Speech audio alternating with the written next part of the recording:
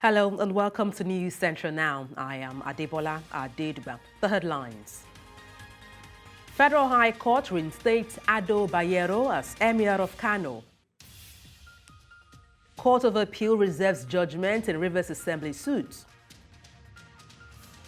Reporters Without Borders raise alarm over press suppression in Niger Republic. And details shortly.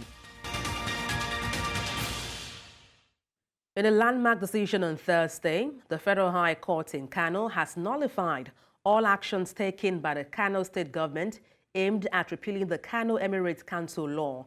The ruling, delivered by Justice Abdullahi Muhammad Liman, orders all parties involved to maintain status quo, effectively halting the government's efforts to dismantle the existing legal framework governing the Kano Emirate Council. The court decision comes amid significant controversy and public debate over the state's move to repeal the law. The Kano Emirate Council, a traditional institution with deep historic roots, play a crucial role in the cultural and social fabric of the region. The attempt to repeal the law has been met with widespread criticism and opposition from various stakeholders, including traditional leaders and community members who view the council as an integral part of their heritage. And to unpack this, I'm joined live in the studio by a lawyer, Don Akaibu. Good evening, glad to have you join me. Okay, let me start by asking, or going to the report that shows that a federal high court in Kano has set aside the Kano State Emirate law, which dissolved the 5 emirates in Kano State. In other words, this verdict reinstates Ado Bayero as the Emir of Kano. What are your thoughts on this? Well, I do not think, though I'm yet to obtain a certified copy or any form of any copy of the judgment or ruling, but I do not believe that the judgment of the court has set aside the Kano Emirate law, which reinstated Sanusi. From the snippet I have seen, I think what the court is saying is that the state government should have maintained status quo, because there are pending applications before the court, which has not been heard, as a result of which the court has set aside all steps taken before now. What the court basically, I think, is saying is that until the pending applications in court have been heard and decided one way or the other, the Kano state government cannot fully actualize the provisions of the repealed Emirate law. When you say pending applications in courts, if you could expatiate, what do you mean by that? Just give us a little bit more clarification on that. Okay, very well. There were applications in court from the Ado Bayero team seeking to stay the actions of the government. The action of the government which sought to reinstate the Emir Sanusi. They went to court and filed applications which are still pending.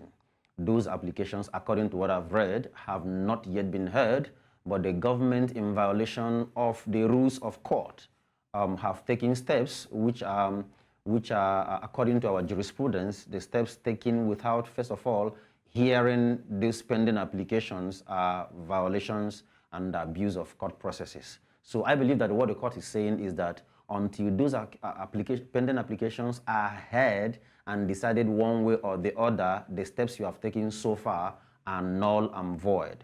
The reason why I'm saying so is this: the court has not voided the repealed law, because the people who made the law are members of the House of Assembly, which under our constitution, it is their exclusive preserve to make laws for the state. The reason why they make the law is a different kettle of fish. The court has not nullified Kano Emirate law. What the court is saying is that upon the filing of applications, as long as those applications have not been heard one way or the other, you shouldn't have taken the steps you have taken. As a result of that, those steps are null and void. Well, it seems there are different interpretation of these verdicts by the court, those federal courts in Kano State. But then, with this new judgment from the Federal High Court in Kano, what do you think should be the disposition of the current Emir, Sanusi, Lamido Sanusi? The courts are there. The appellate courts are there. Obviously, they will go to the Court of Appeal. It's a matter of hours or days. They will exercise their constitutional right of appealing the ruling or the judgment. Okay, let's backtrack a bit now. If you recall, the incumbent governor, that's Abba Kabir Yusuf, implemented the repealed law, dethroning, Aminu Bayero. Now, with this new judgment or verdict in place, how best do you think he should respond to this? Who? I'm talking about the governor of the state himself, Abba Kabir Yusuf. Well, the governor should be a law-abiding citizen of Nigeria. The court has given its ruling. He cannot take any step outside the ruling of the court. He can only urge them to exercise their constitutional rights of appealing the judgment. That's the only thing he can do. And I believe, and he should, tell the people of Kano State to be law-abiding, to be calm until the appellate court either upholds or set aside the ruling that is given today. What do you think his appeal should be to the people of Kano? If you recall, there was a protest, staged in Kano at a point in time following the reinstatement of Sanusi Lamido as the emir of Kano. In view of this judgment of verdict by the Federal High Court in Kano State, what should be the appeal for peace and calm coming from the governor himself? What should be his message to the people in Kano State? His message should be simple. The court has decided this is constitutional democracy. Everybody must abide by the decision of the court. Be calm, but we will appeal the judgment. That's what you should tell them. Be calm. Go about your business lawfully. Be orderly. We are going to, or Emir Sanusi is going to appeal the judgment. That's what he should tell them. All right, thank you so much. Well, we have our eyes on ground, our ears and eyes on ground to see how things pan out following this court ruling in Kano State. But thank you so much for your insight on the news. Don Akaegbo, a lawyer, thank you once again. My pleasure. Thank you. The Court of Appeal in Abuja has reserved judgment in the appeal filed by former Speaker of Rivers State House of Assembly, Martin Amawole, and 24 others, against the Speaker, Victor Okojumbo, and 5 others. The appellate court, adjourned after the parties in the suit, adopted all their briefs on the matter. At a proceeding that was conducted virtually on Thursday, Amawole and others are asking the court to stay the execution of a high court judgment which saw them out of office and further proceedings in the suit, and that whatever decisions Jumbo has taken while in office should be set aside. The appellants are also asking for an accelerated hearing on the matter while contending that the order made by the trial court was without jurisdiction. In their response, the respondents pray the court to dismiss the appeal for lacking in merit because the records of appeal transmitted were incompetent. After listening to the submission of the lawyers in the appeal, the 3-man panel led by Justice Jimmy Olukayode Bada reserved a date for judgment to be communicated to parties in the suit. And to unpack this, I'm joined from Rivers State, by a journalist and also political analyst, Soibi Oruwari. Good evening, glad to have you join me. Good evening. Let me start by, I can hear you. Can you hear me? Yeah, I can hear you. All right. What are your thoughts on the Rivers State House of Assembly, a leadership crisis, bedeviling, that state, the crisis rocking the State House in Rivers State? What are your thoughts on that?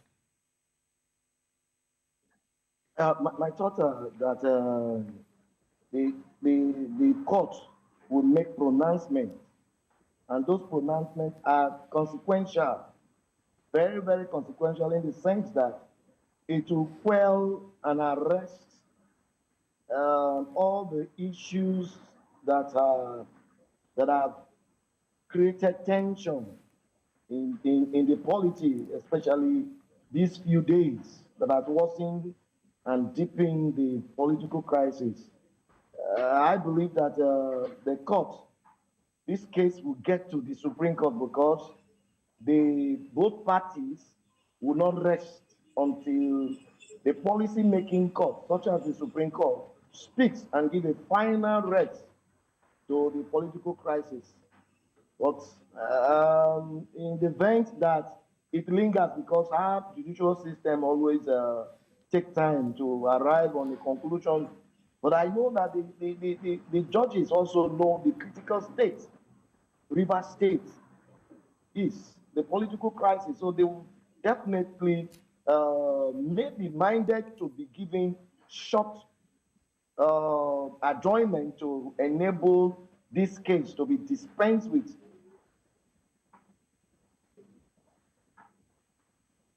Mr. Akayegbu, can you hear me? Hello? Okay, I can hear you now. I'm hearing you. Yes. All right. Let me bring a different dimension to our conversation.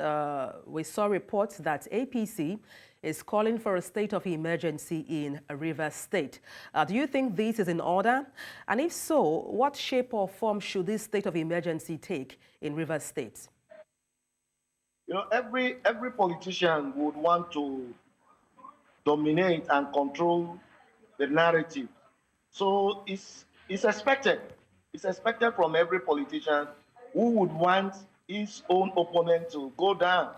And in this case, the APC caretaker committee chairman, in person of Antonio Kocha, if he had said so, yeah, he has also given his reasons.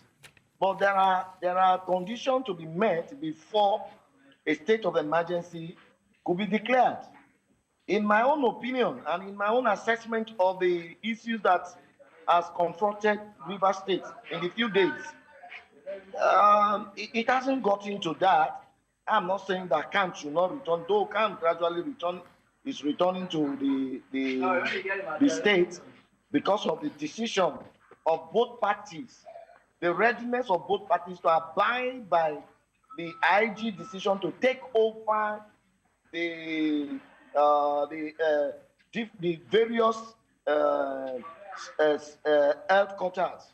You know, if both parties or either of the parties have decided to also resist the police, it have also led to another crisis that may also give room for this call. But in my own opinion, this call, if you ask me, we haven't gotten to that level. The security agencies also know that they are in control. It is until the security agencies are not in control again and they have been overwhelmed, and that it cannot, the citizens could no longer go about their normal duty. That is when one individual, the APC caretaker committee chairman, could. But like I said, it's politics. Okay, just Everybody a is playing his quick, card. yes, if I may, Mr. Oruwari, you talked about there should be conditions met before a state of emergency is, agreed upon or declared. Yes, there are Rivers conditions State. to be met. But then we had report of 3 people killed in Rivers State. So what condition are we looking for or looking at before such state is declared in Rivers State? Yeah, like the police will always say that is 1 out of 2, 3,000 out of 4,000. That is an isolated. I'm not saying I'm not welcoming that death or that action, but it's an isolated case that the police have started the investigation, and that after that incident occurred, no mercy. The police has taken over that community, that area. That will never happen unless the police is telling me that they are not on top of the matter. In fact, it is all about politics. I am telling you, take it to the market. The APC caretaker committee chairman is playing the politics he's expected to play. Anyone that is surprised that he will call for such state of emergency, I am not surprised.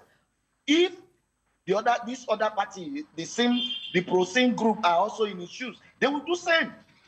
They will do same. Everybody want to whip up sentiments that will take over, will show him that he's in charge. Okay, there's something interesting you mentioned now, which is the caretaker committee. Some persons say the governor of the state, Fubara, Governor Fubara, inaugurating the caretaker committee, it contravenes the constitution, of the state. What are your thoughts on this?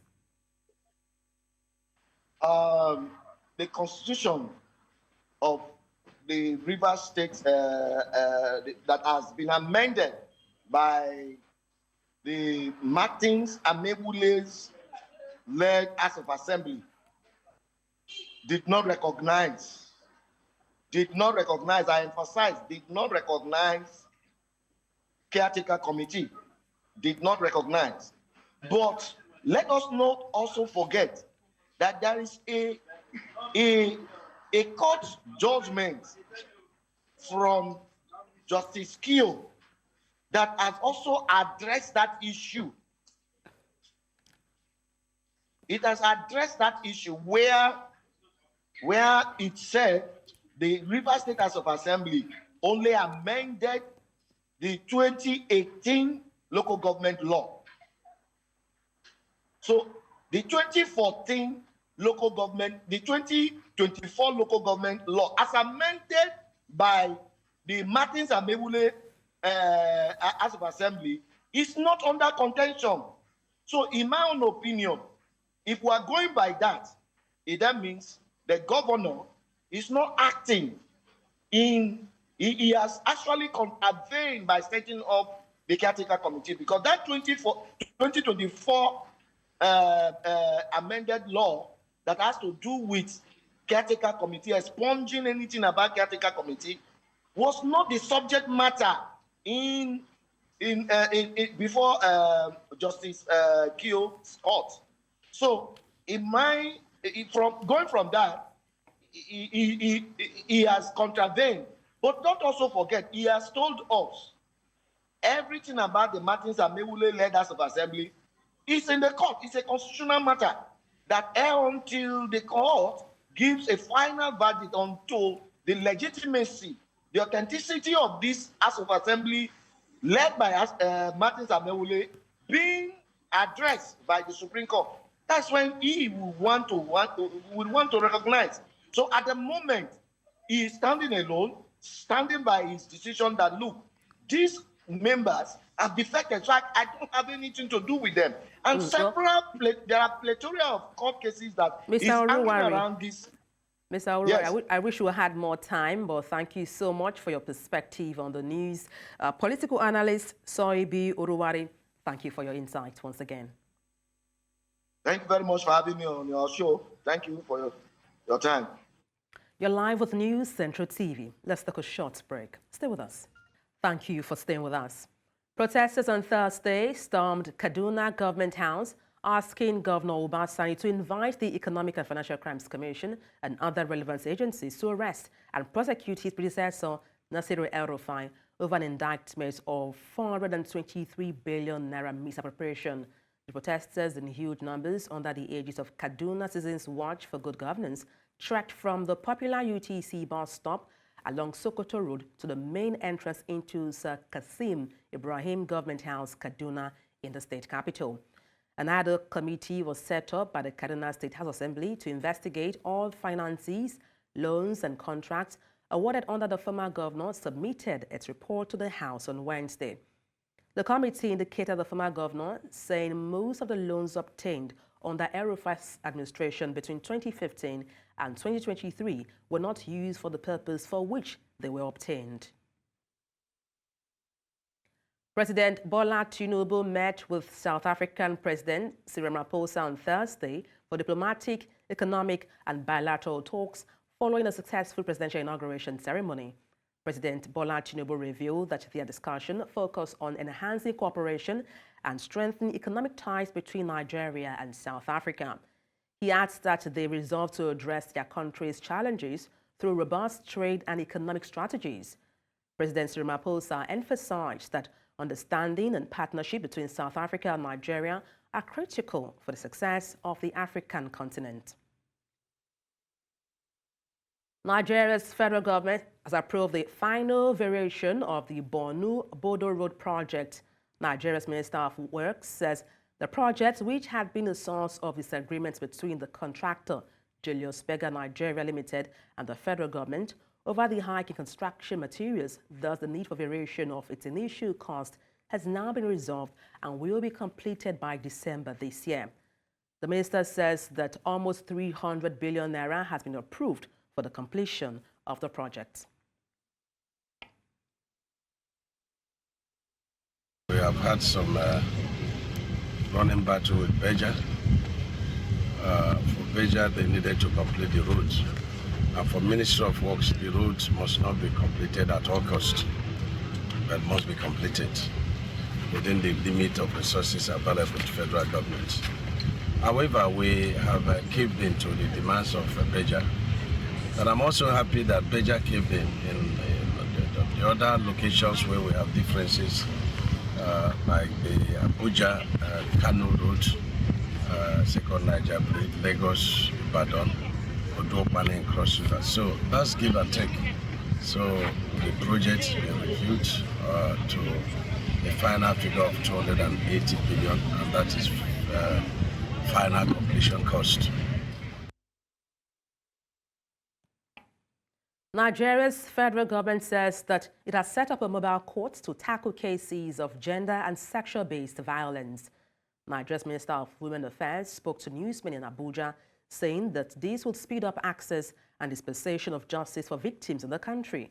She also signed an agreement with medical facilities, hotel owners and school owners in the nation's capital, Abuja, to protect the rights and safety of women and children in the country. She drops out, one thing to the other, but the child keeps returning back to you, either ending up killing you or dying off. This is the phone number that will be called in case any hospital defaults. In Nigeria, the term feminism continues to stir debates and misunderstanding among the populace. It has prompted a closer examination of what feminism truly represents in Nigerian society. Our correspondent Chidima Ona throws more light. Feminism, at its core, advocates for gender equality and the empowerment of women in all spheres of life. In Nigeria, it has often been equated with notions of male bashing, radicalism, and a threat to traditional values. These misconceptions have hindered broader acceptance and support for feminist ideals. The woman has one thing to do. She will, because her husband is saying no, even if it will benefit the family, the woman will have to submit to the what? To the husband's ideology, provided even if the husband is sincerely wrong. But because of the culture has made it, woman belongs to the kitchen, woman, the man is the head. It is true the man is the head, only when he submits to his wife as well. They are trying to tell me that you don't need to be under a man's roof. You can be an individual yourself.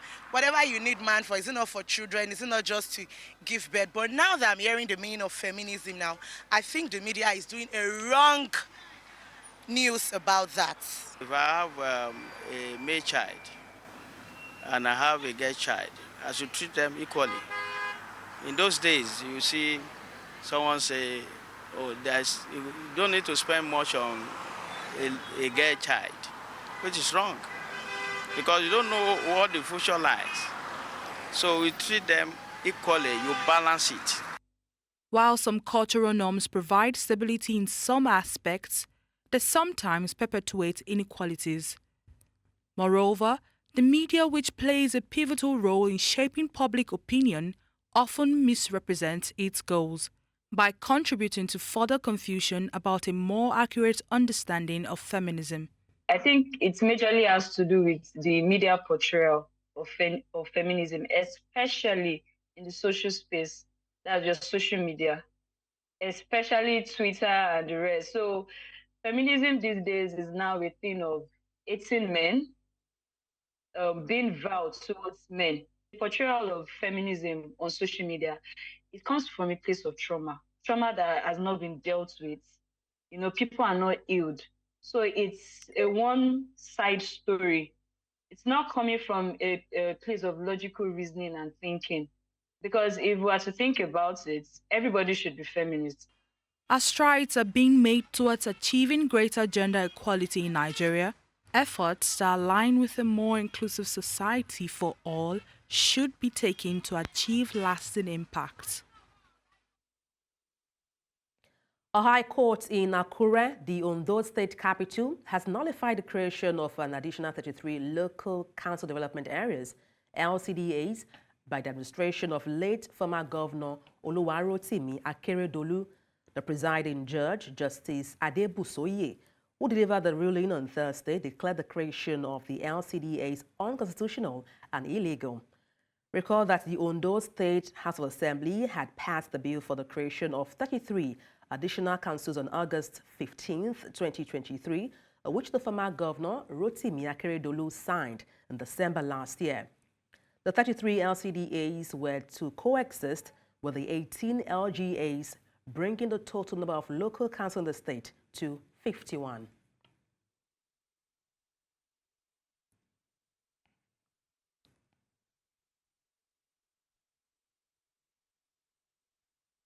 Coming up, Kenya placed fire tear gas at protesters demonstrating against tax hike. We have details shortly. Join us again.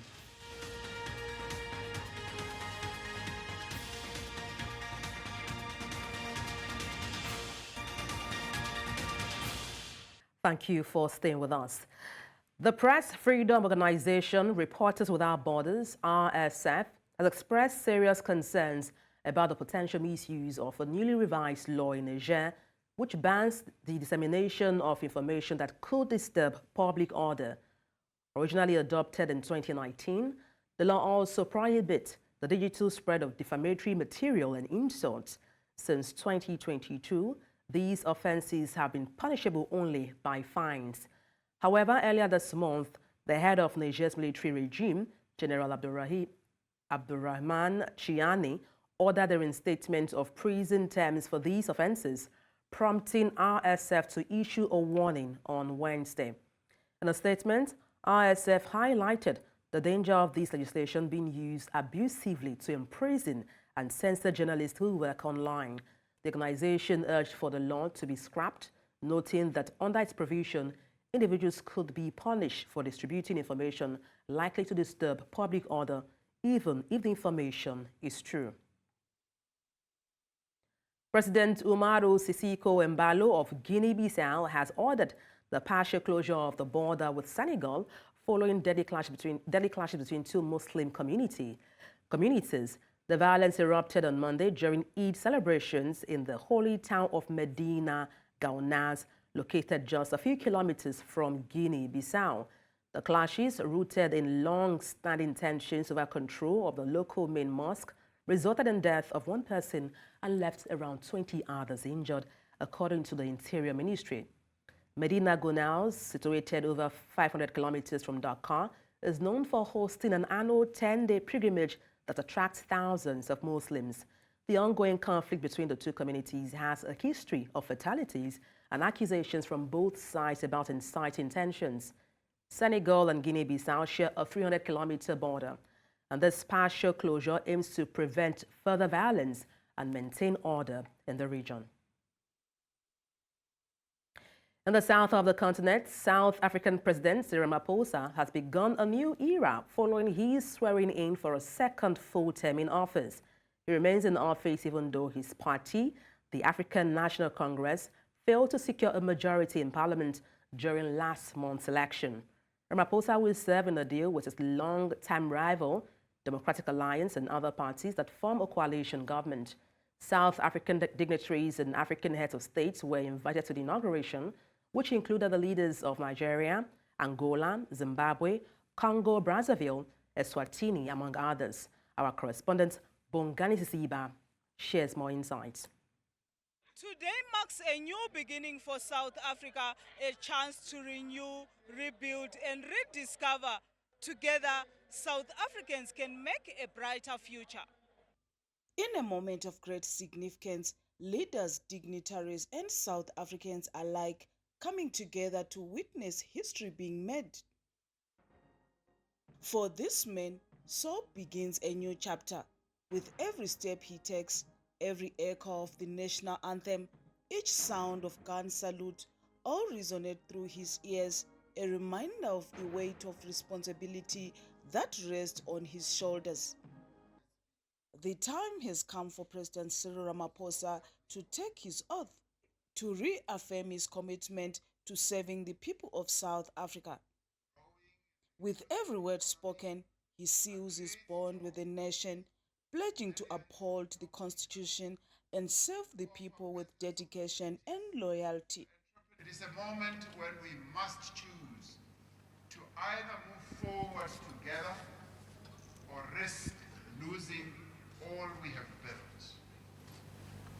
In this moment, we must choose to move forward, to close the distances between South Africans and to build a more equal society, to translate the promise of our Constitution and the vision of the Freedom Charter into a reality for all. He also has a message for his critics. Those who seek to stand in our way, those who seek to inflame tensions in our country, will not succeed because South Africans are resolute. Those who seek to undermine our institutions will fail because democracy lives in the hearts of all our people and shall never be dislodged. However, South Africans are particularly restless. They demand that their voices be heard. They want jobs, education, healthcare. They want their future secured. We need change. We ask for change. We ask that the president intervenes in the basic of education and sees the needs of children in schools. The most important thing, unemployment, which is high. That is why we have a high rate of crime in South Africa. And if we can improve our education system so that all the learners can go to school, and we have not only the theoretical part, but the practical part of it. And a call for unity. Those parties are it's as if they don't want to impumelelo. But I think if it's ngabambana like South Africa, since into one, I think we'll move together for the better future.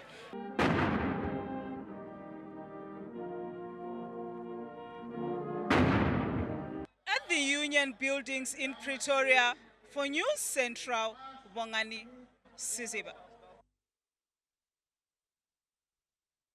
In central parts of the continent, at least 5 people, including women and a child, were killed in renewed clashes between Rwanda-backed M23 rebels and government forces in eastern DR Congo on Wednesday. Now, this tragic incident breaks a 2-week lull in fighting. The violence erupted on Wednesday morning, drawing nearer to the strategic town of Kayamba-Yonga, located on the northern front of the conflict that has plagued North Kivu province since late 2021. Kayamba-Yonga has become a focal point in the M23's armed campaign against the Congolese armed forces. In recent months, tens of thousands of people have fled to Kayamba-Yonga to escape the advancing rebels. In the east of the continent, police fired tear gas as Kenyans took to the streets again in Nairobi, continuing their Occupy Parliament's protests and vowing nationwide demonstrations against tax hikes that many fear will worsen the cost of living crisis. The cash-strapped government of President William Ruto agreed to make some concessions on Tuesday after hundreds of mostly young protesters clashed with police in the capital, Nairobi. But the government will still go ahead with some tax increases and has defended the proposed hikes as necessary for filling its coffers and cutting reliance on external borrowing.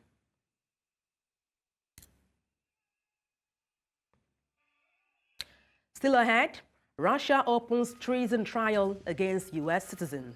We have details shortly. Join us again.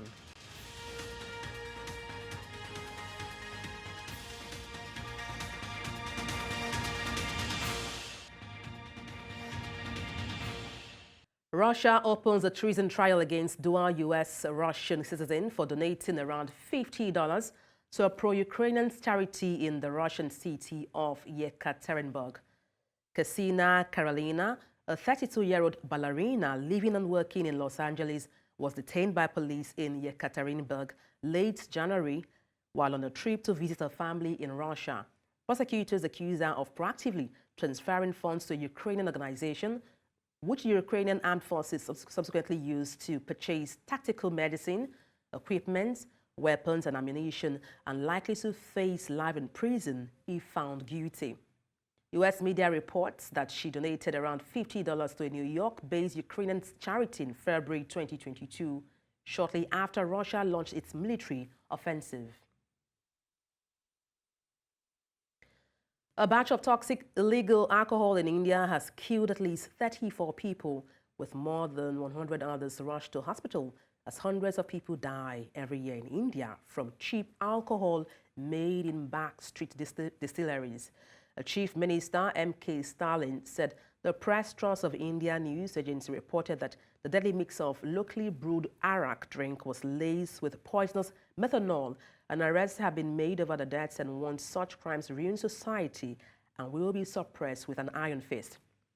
To increase its potency, the liquor is often spiked with methanol, which can cause blindness, liver damage, and death, as selling and consuming liquor is prohibited in several other parts of India. Survivors had to wait 40 years for the perpetrators of the assaults to be convicted in the Peruvian courts. Now, 10 military officers were sentenced by Lima, by the First National Superior Criminal Court, to up to 12 years in prison for sexually assaulting 9 rural women and girls in 1984.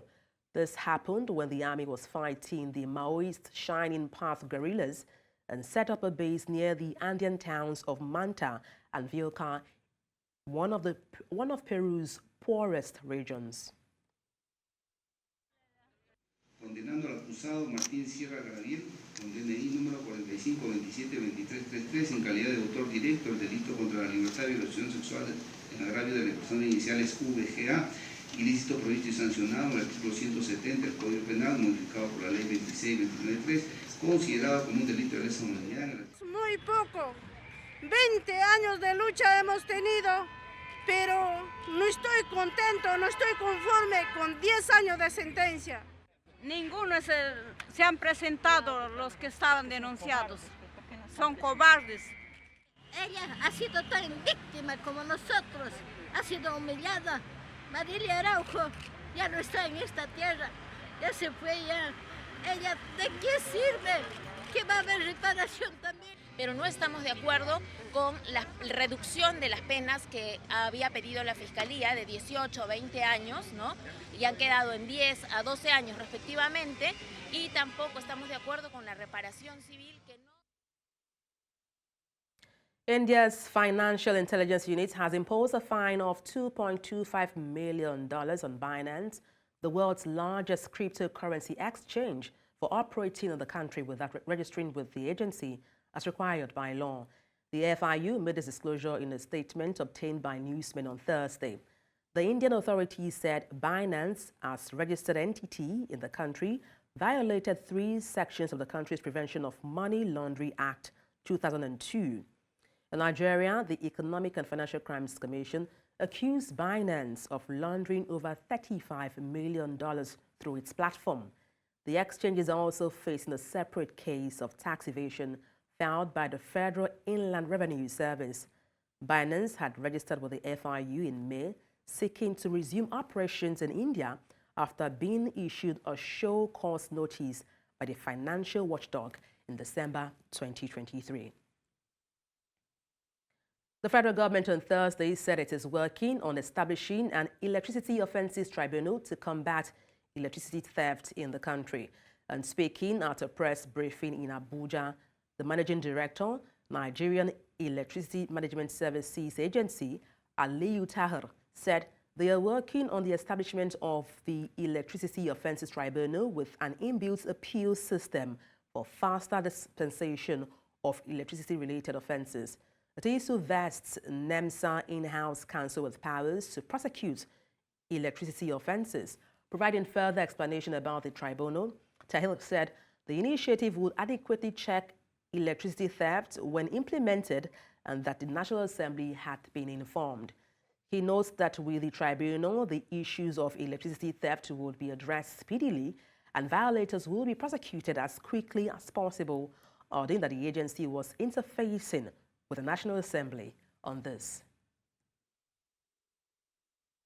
The delay in government payments of accrued pensions rights to retired employees since 2022 is putting pressure on Nigerian pension managers. The last payment in 2022 only covered 4 months, leaving retirees without access to their full benefits. Now, this caused frustration among PFAs who cannot calculate payments without these contributions. The issue is compounded by employers who deduct pension funds from employees' salaries but fail to remit them, as well as individuals who are not taking advantage of voluntary contributions or are unaware of the option. Tunji Andrew, CEO of Awaba, shared his insight on this issue on the Business Edge show. About pensions, as especially mandatory pensions, from the perspective of a joint account where 2 people invest in, but only 1 person can withdraw. So in the 2 people who can put money into it, it is supposedly you who is the employee and then your employer.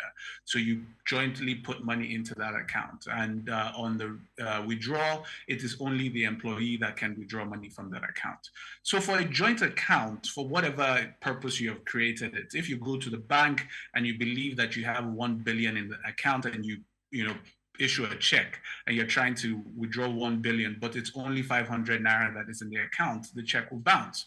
That is the real scenario we have today, where a lot of people who have retired have gotten to the point where they need to now, access their pension funds, but there is no money there generally because savings have not been done. We see it happening on the government side, we see it happening on the private sector side, and it's sad, a sad reality. But unfortunately, the PFAs cannot pay out what has not been saved, if you get my point. So it's a very difficult scenario because in those scenarios, you see PENCOM, issuing fines, making sure, stepping into situations to try and make sure that employers and government make up those payments. But in the case where it has not been done, it's very difficult to be.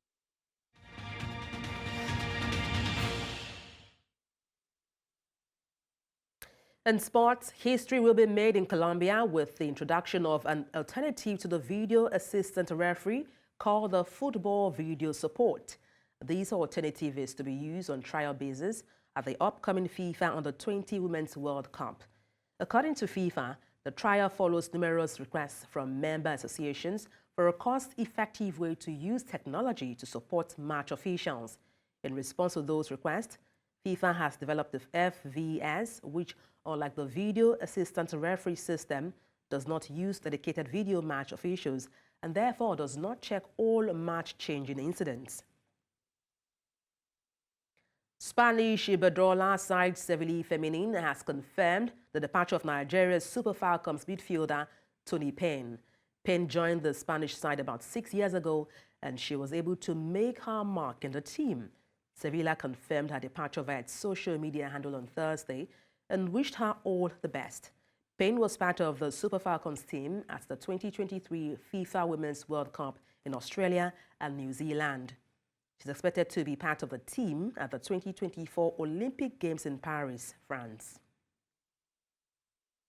The abolished Afro-Asian Cup competition is set to return in 2025, according to the organizers. The competition, which was established in 1986, is contested between the winners of the African Champions League and the Asian Champions League. It was cancelled in 2000 due to some logistical reasons. According to the update from Qatar, the one-game final will be staged in 2025 in Qatar, and it will be between Al Ahly of Egypt and Al Ain of Qatar. And that's all on the news at this hour. But before we go, let's take a look again at some of the major stories. Federal High Court reinstates Ado Bayero as Emir of Kano. Court of Appeal reserves judgment in Rivers Assembly suit. Reporters Without Borders raise alarm over press suppression in Niger Republic. Send your eyewitness report to the WhatsApp number on the screen and do follow us on social media. We are at News Central TV. You can watch us live on DSTV channel 422, Star Times channel 274, Avo TV, and YouTube. Many thanks for watching. I am Adebola Adeduba.